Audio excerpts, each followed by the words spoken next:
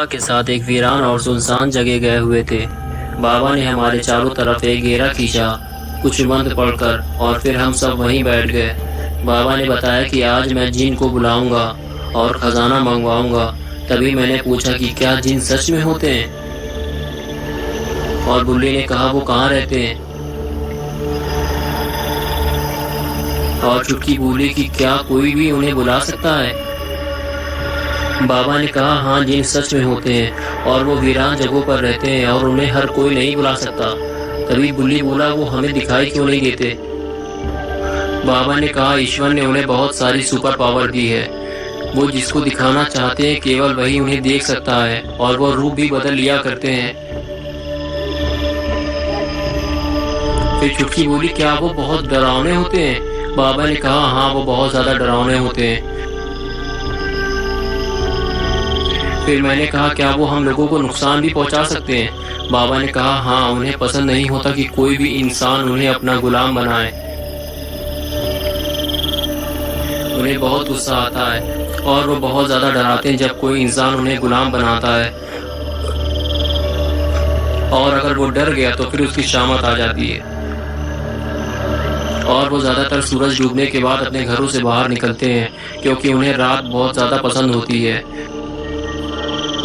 तभी चुटकी बोली मुझे डर लग रहा है, मुझे घर जाना। मैंने कहा कि डरो मत यार, बाबा है ना हमारे साथ।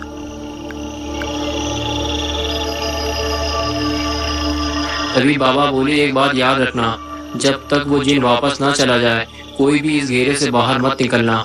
और फिर बाबा हाथ में एक मिट्टी का बर्तन लेकर खड़े हो गए। मैंने पूछा बाबा ये क्या है। बाबा ने कहा इसमें जिन बुलाने का एक टोटका है और अब मैं जिन बुलाने जा रहा हूँ।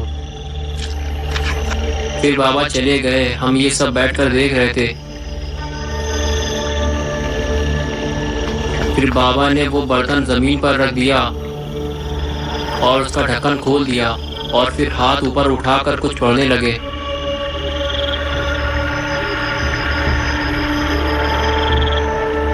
तभी धुआं निकलना शुरू हो गया और अजीब सी हंसी की आवाज आने लगी।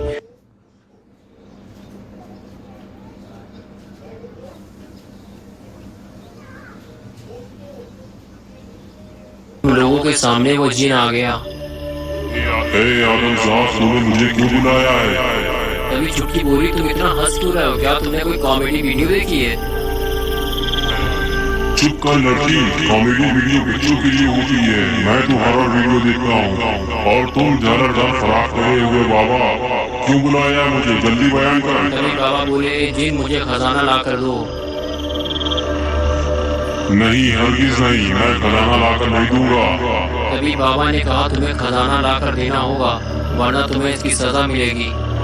मुझे मजबूर ना कर, इसी में तेरी भलाई है, वरना इस तलवार से मैं तेरे टुकड़े टुकड़े कर दूंगा। जहाँ से तू आया है वापस चला जा, अगर तू अपनी जान की सलामती चाहता है।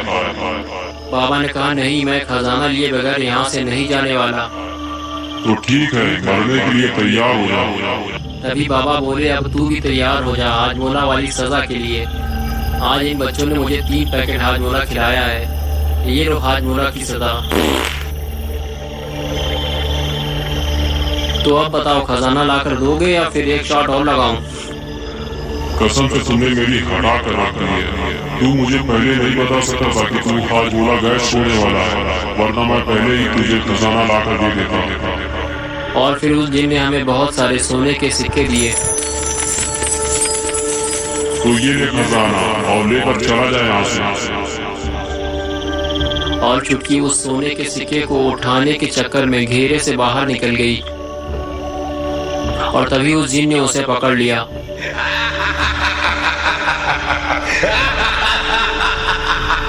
मैंने तुझसे मना किया था कि मुझे मजबूर ना कर, तू नुकसान उठाएगा, लेकिन तू नहीं माना।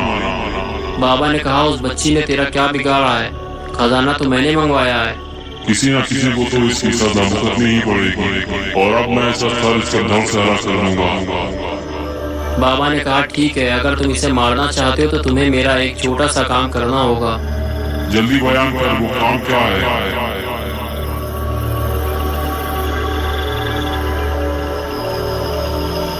बाबा ने कहा, मैं बस ये देखना चाहता हूँ कि तुम जैसे बड़े बड़े जिन एक छोटी सी बोतल में कैसे चले जाते हो। ये बात बिल्कुल सच है। ईश्वर ने हमें बहुत सी शक्तियाँ दी हैं और हम किसी भी रूप को बदल सकते हैं, छोटे और बड़े भी हो सकते हैं। उस बोतल को जमीन में रख दे। फिर बाबा ने बोतल जमीन में रख दी और वो जिन बोतल में चला गया।